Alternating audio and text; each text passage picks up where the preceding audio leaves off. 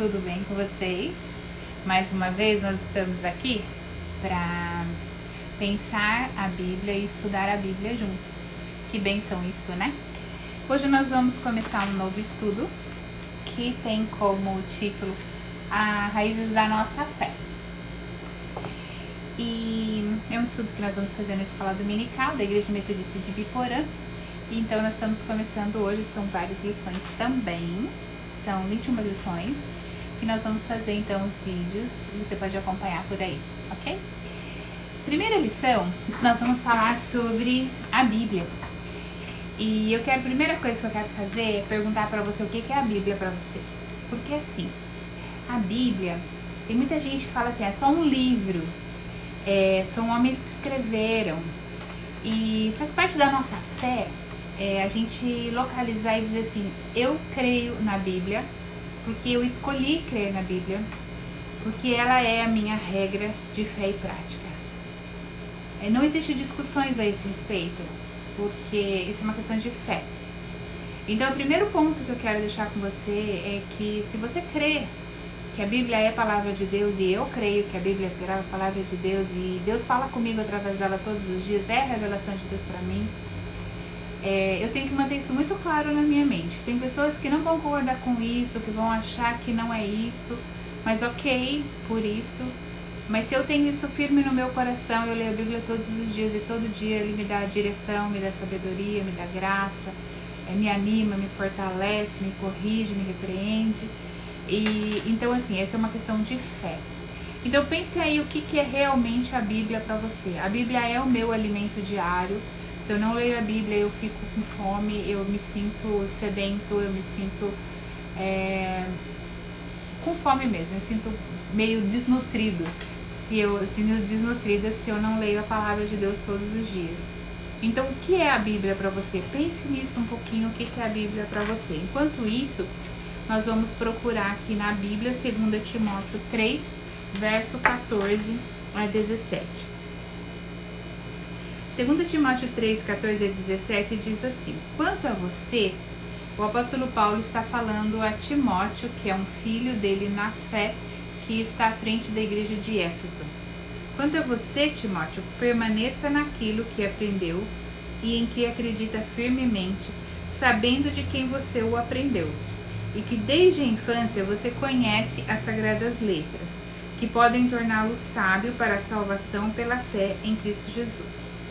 Verso 16. Toda escritura é inspirada por Deus, útil para o ensino, para a repreensão, para a correção, para a educação na justiça, a fim de que o servo de Deus seja perfeito e perfeitamente habilitado para toda obra. Nós vamos nos basear então nesse tempo de estudo bíblico de escola dominical, nesse verso. Toda a escritura é inspirada por Deus, ela é útil para o ensino, para a repreensão, para a correção e para a educação na justiça. Para que então nós lemos a Bíblia? Nós lemos a Bíblia porque primeiro ela é a única nossa regra de fé e prática para nós vivermos. E ela foi escrita com a finalidade de contar a história da salvação, de tornar disponível a toda a humanidade através dos tempos. Então, nós cremos que a Bíblia é a nossa regra de fé e prática. O Timóteo, ele era um companheiro do apóstolo Paulo, e ele também é tido pelo apóstolo Paulo como um filho, como eu disse antes, como um filho na fé. Isso está lá em 1 Timóteo, capítulo 1, verso 1 e 2, que diz assim: Paulo, apóstolo de Cristo Jesus, por ordem de Jesus Cristo, nosso Salvador, e de Cristo Jesus, nossa esperança. A Timóteo, então a carta foi escrita a Timóteo, verdadeiro filho na fé. Que a graça e a misericórdia e a paz da parte de Deus, Pai de Cristo Jesus, nosso Senhor, estejam com você. O Paulo, então, está escrevendo a Timóteo, que é o verdadeiro filho na fé. E o verso 3 diz assim: quando eu estava de viagem rumo à Macedônia, pedi a você que ainda permanecesse em Éfeso para admoestar certas pessoas, a fim de que não ensinem outra doutrina. Então a gente entende que O apóstolo Paulo está escrevendo a seu filho na fé, Timóteo, que nesse momento está em Éfeso, à frente é um dos líderes, ou é o líder, é o pastor da igreja de Éfeso. Quando o apóstolo Paulo está falando sobre, pensa que ele escreveu que era para ensinar, para ajudar a ensinar a doutrina, para ensinar as pessoas de Éfeso. Éfeso era uma igreja nova e precisava de ensino. E o apóstolo Paulo, então, ele fala algumas coisas aqui no texto de Timóteo para que o Timóteo pudesse ensinar. E a primeira coisa que eu quero destacar, então, é o verso 16 de 2 Timóteo, capítulo 3, que é o primeiro texto que a gente leu, 2 Timóteo 3, verso 16, que diz: toda a escritura é inspirada por Deus, útil para o ensino, para a repreensão, para a correção, para a educação na justiça. Essa é a afirmação de Paulo para Timóteo. Onde é que você vai encontrar o material para você ensinar as pessoas a doutrina verdadeira, ensinar as pessoas a andarem com Deus, a cumprirem os mandamentos, a ser cristãos? Como é que você vai ensinar as pessoas a ser cristãos? É uma igreja nova que precisa ser ensinada. Então o apóstolo Paulo diz: toda a escritura. Então, assim, toda a Bíblia, Gênesis a Apocalipse, toda a Bíblia, ela é inspirada por Deus. Os homens escreveram? Sim, mas com inspiração de Deus. Ela é útil para o ensino. Lembra que o Timóteo ia ensinar, então use o texto bíblico para ensinar, para repreensão, para correção e para educação na justiça. O que Paulo está dizendo para Timóteo? Timóteo, você não precisa de muitas coisas, você precisa da palavra de Deus. Quando eu falo com o meu ministério de evangelismo, quando as pessoas vão visitar outras pessoas e vão falar de Deus para as pessoas, eu digo: leia um texto bíblico, porque a Bíblia, ela é uma palavra viva. E ela fala aos nossos corações. Deus fala aos nossos corações. Eu já li a Bíblia inteira algumas vezes. E toda vez que eu leio, Deus fala comigo coisas novas. Essa noite eu tive uma experiência muito marcante no livro de Jeremias. E é um texto que eu já li várias vezes. Mas essa noite eu li e tinha uma outra mensagem. E falou profundamente ao meu coração de uma outra maneira. Então, toda vez que você lê, não canse de ler a Bíblia, leia, releia. Se você já conhece esse texto, leia de novo. Mas leia com atenção, leia como se fosse uma escavação, como se você estivesse procurando mesmo, e essa é a verdade, que você procure ali a palavra de Deus, procure a voz de Deus falando com você. Quando você lê a Bíblia, você deve orar antes e pedir para Deus: Deus, fala comigo através da sua palavra. E vai lendo com carinho, com cuidado, devagar, para que essa palavra penetre no seu coração e transforme a sua vida. A palavra de Deus tem esse poder de transformar as nossas vidas, tem poder de nos aperfeiçoar, de nos corrigir, de nos ensinar, e é para isso que a gente lê a palavra. Salmo 119, 105 diz assim: lâmpada para os meus pés é a tua palavra e luz para o meu caminho. Pensa comigo nesse texto. A lâmpada, se eu não acendo, ela é só uma lâmpada apagada. Tem gente que tem a Bíblia na sua casa, mas tem a Bíblia fechada. É como uma lâmpada apagada. E o texto de Salmo 119, 105 diz assim: lâmpada para os meus pés. Quando eles caminhavam, o povo caminhava, não tinha poste como a gente tem agora de luz clareando a cidade. Eles tinham que manter a lâmpada perto dos pés, para não cair no buraco, para não ser picado pela cobra. Eles mantinham a lâmpada perto dos pés. Então, lâmpada para os meus pés, para mim não cair, para mim não errar o caminho, para eu não ser machucado, lâmpada para os meus pés é o que? A tua palavra. O salmista está dizendo para Deus: lâmpada para os meus pés é a tua palavra, Senhor. É ela que não me deixa cair, é ela que me protege das cobras, dos inimigos, é a tua palavra e luz para o meu caminho. Por que já não fala luz? Lâmpada a Bíblia é luz? Porque ela precisa ser acesa. A lâmpada ela precisa ser acesa. Você precisa apertar o interruptor. Naquela época eles precisavam acender a lâmpada para que ela fosse luz. E a Bíblia ela precisa ser lida para ser luz para nós. Bíblia fechada não é luz, é lâmpada apagada. Bíblia aberta no Salmo 91 em cima da mesa também é amuleto, não é luz. Luz é quando nós lemos, entendemos, compreendemos, deixamos Deus falar conosco de verdade e aí sim ela se torna luz para nós. Ela é luz para o nosso caminho, ela nos ensina, ela ensina onde nós devemos ir, ela dá discernimento, ela dá sabedoria, ela nos protege, ela nos repreende, ela nos corrige e ela nos ensina na justiça. A palavra de Deus, ela é luz no momento em que nós começamos a ler de verdade a palavra de Deus. Eu sei que é difícil. Às vezes as pessoas me dizem aqui no meu gabinete que elas leem, mas elas não entendem. Leia de novo, procure uma tradução, tem muitas traduções do João Ferreira de Almeida que são melhoradas no nosso português, porque nós temos algumas traduções que são um português bem antigo, que às vezes a gente não entende as palavras mesmo, não é que a gente não entende a Bíblia, a gente não entende aquelas palavras que são antigas. Procure uma tradução boa, que você entenda, que você compreenda o texto, entenda o português do texto. E ore antes para que Deus abra sua mente, o seu coração, para que ela se torne luz para você e que ela possa iluminar o seu caminho. A palavra de Deus, ela é lâmpada para os nossos pés e luz para o nosso caminho. Promessa de Deus, palavra de Deus, lâmpada para os meus pés, é a tua palavra e luz para o meu caminho. O salmista está dizendo isso para Deus e eu estou dizendo isso também para o Senhor. Deus, eu sei que a tua palavra é lâmpada para os meus pés e luz para o meu caminho. O texto que nós lemos de 2 Timóteo 3,16 diz então que ela é útil para repreensão. A palavra repreensão em grego é elekos.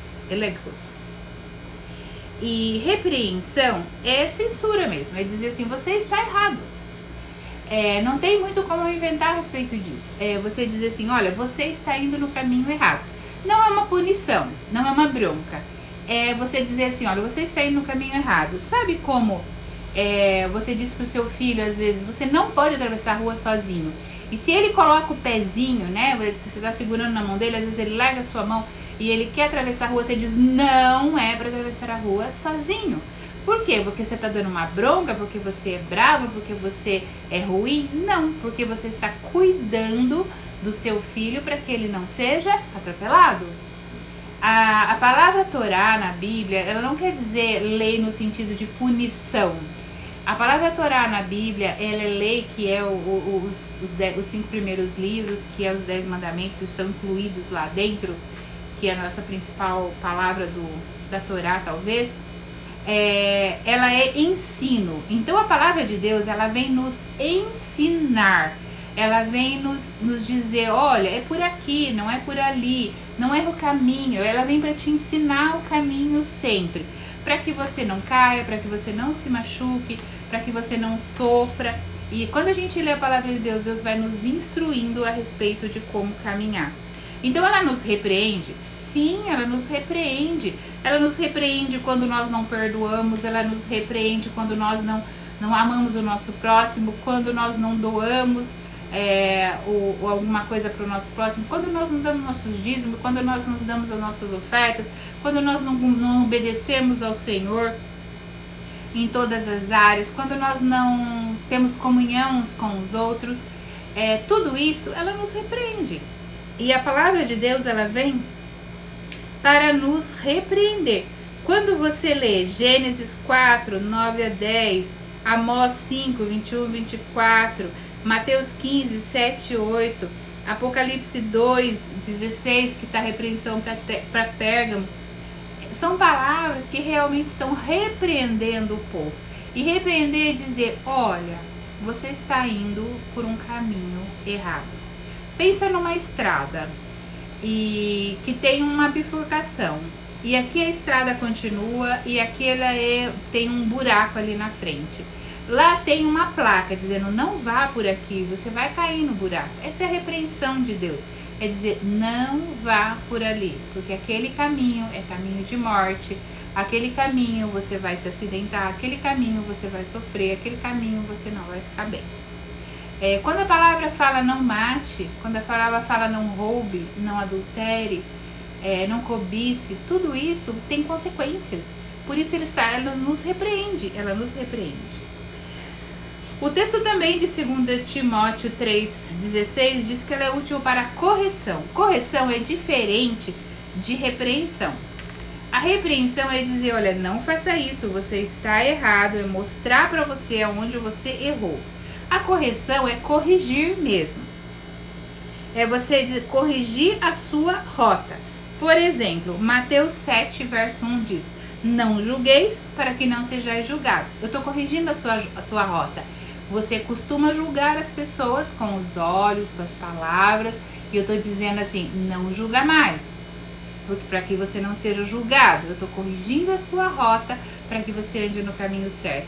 Lembra que a palavra de Deus, ela é luz para o nosso caminho e ela corrige a nossa rota. Eu estou indo para um lado e Deus está me dizendo, venha para cá porque esse é o melhor caminho. Mateus 6,19, não acumuleis para vós tesouros sobre a terra.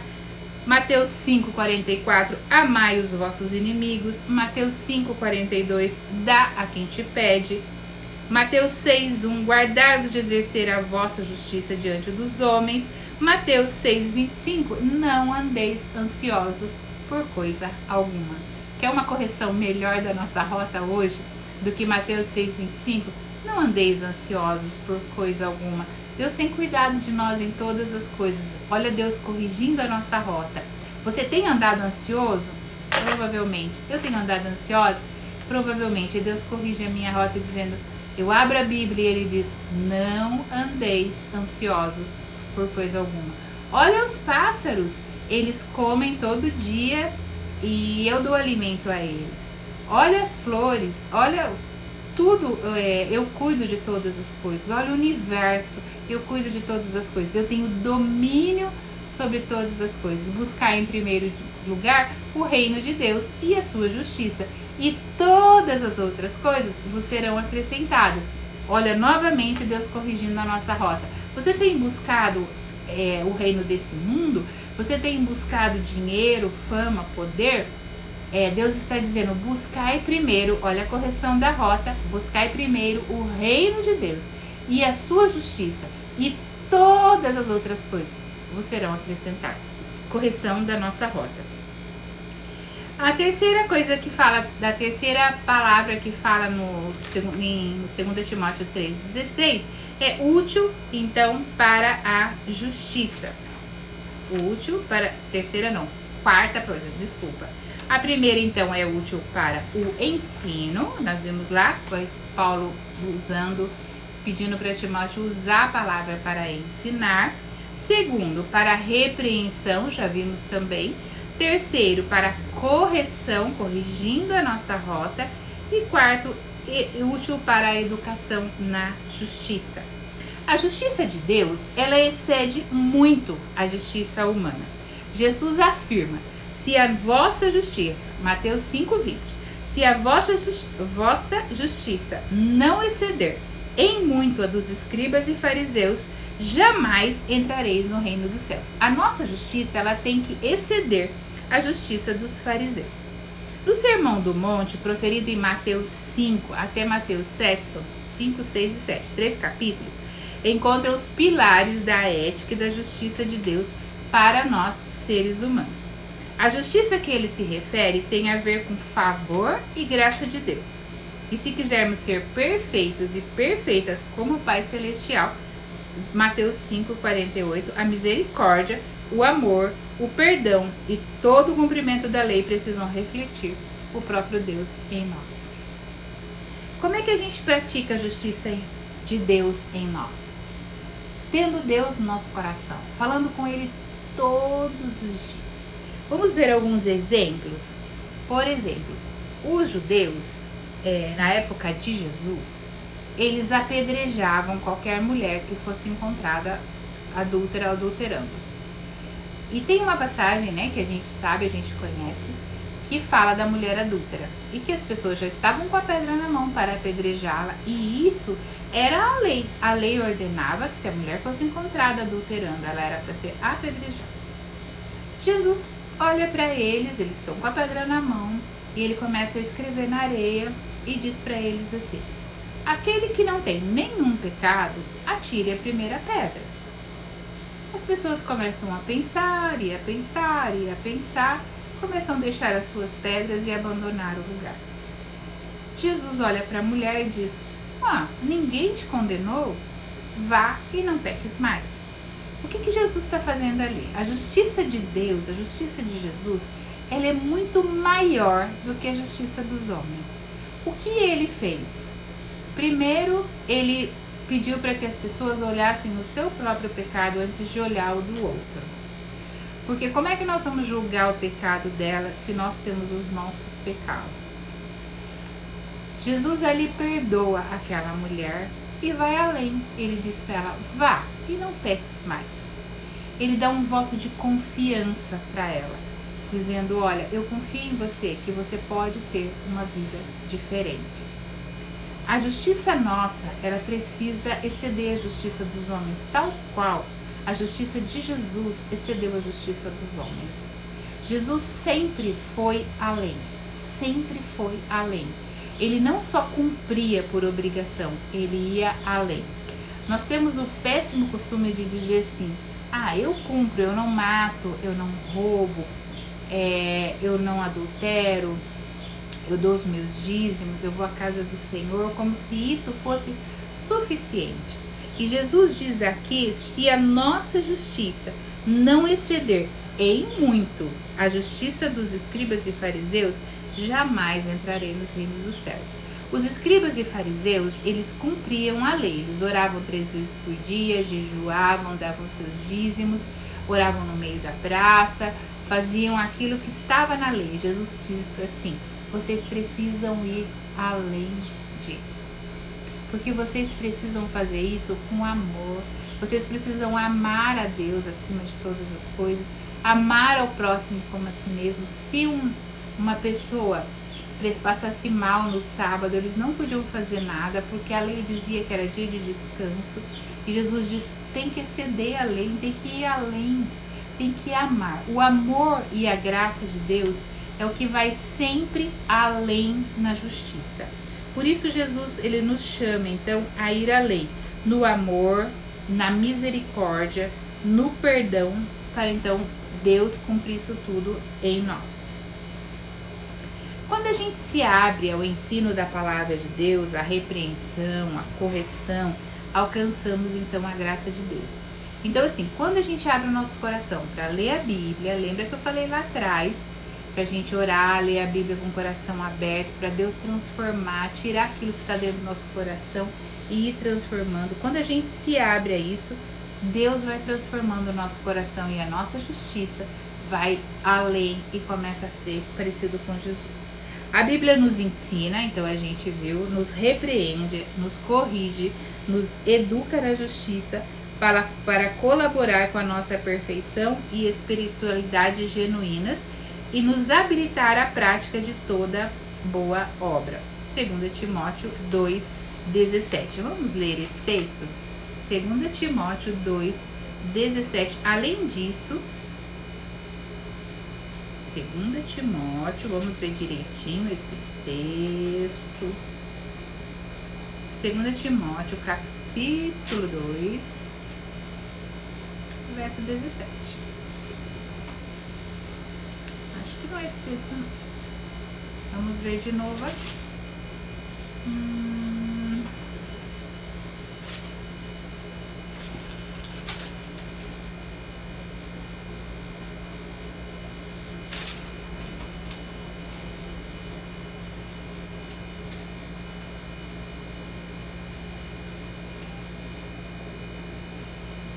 Aqui, 3,17. A fim de que o servo de Deus seja perfeito e perfeitamente habilitado para toda boa obra. Desculpe.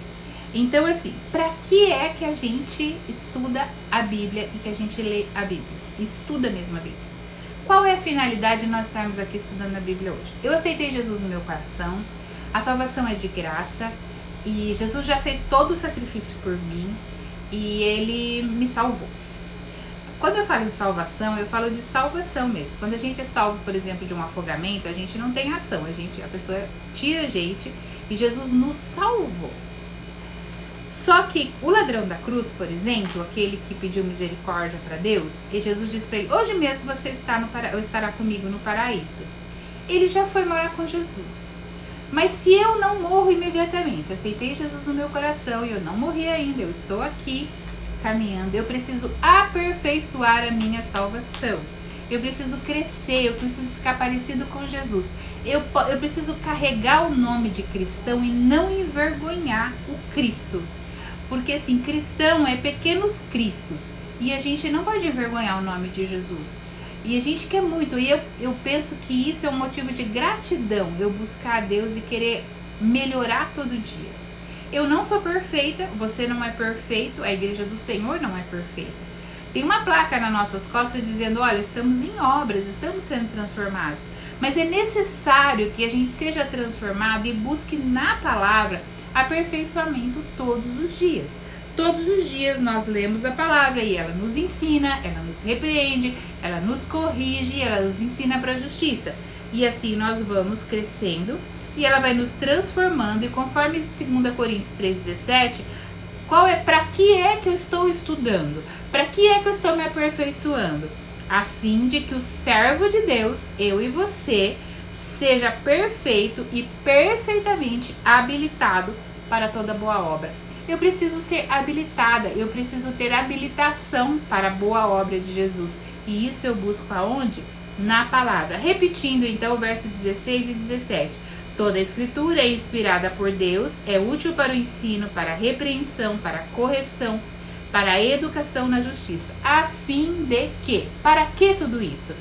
Para que o servo de Deus seja perfeito e perfeitamente habilitado para toda a obra. Meu irmão, minha irmã, o meu desejo de coração é que você seja perfeitamente habilitado para toda boa obra que o Senhor quiser fazer através de você.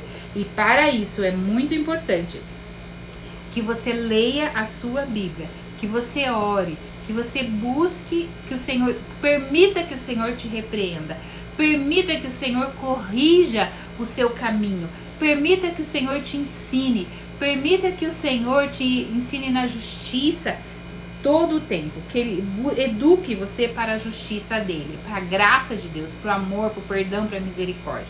Para nós fazermos boas obras, exatamente como Deus quer que nós façamos, é muito importante que a gente leia e estude a palavra de Deus. É isso que nós estamos fazendo aqui. A primeira aula nossa, então, está nos dizendo para que serve a Bíblia. O que é a Bíblia para mim? A Bíblia, ela é a palavra de Deus, a palavra revelada de Deus, que é a regra de fé e prática para a minha vida. Eu creio que é a palavra, que é Deus falando comigo, para me ensinar, para me corrigir, para me repreender e para me educar na justiça, que é amor, misericórdia de Deus todos os dias. E assim, para que tudo isso?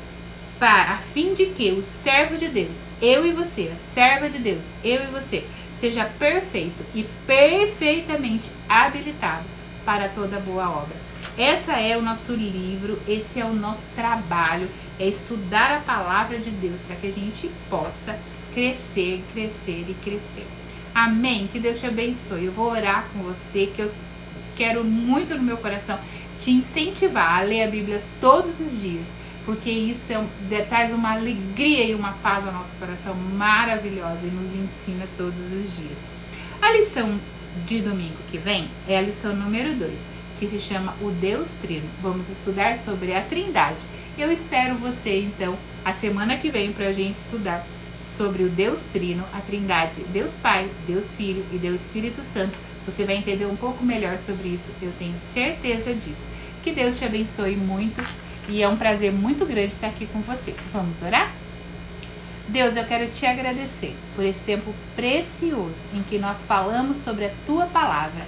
Ah, como ela é preciosa, ela é lâmpada para os meus pés, ela é luz para o nosso caminho. Precisamos lê-la, precisamos compreendê-la, precisamos estudá-la, a fim, Senhor, de que ela nos ensine, que ela nos repreenda, nos corrija, nos eduque para a justiça, a fim de que sejamos perfeitos e perfeitamente capacitados, habilitados para toda a boa obra. Em nome de Jesus. Muito obrigada, Senhor. Amém.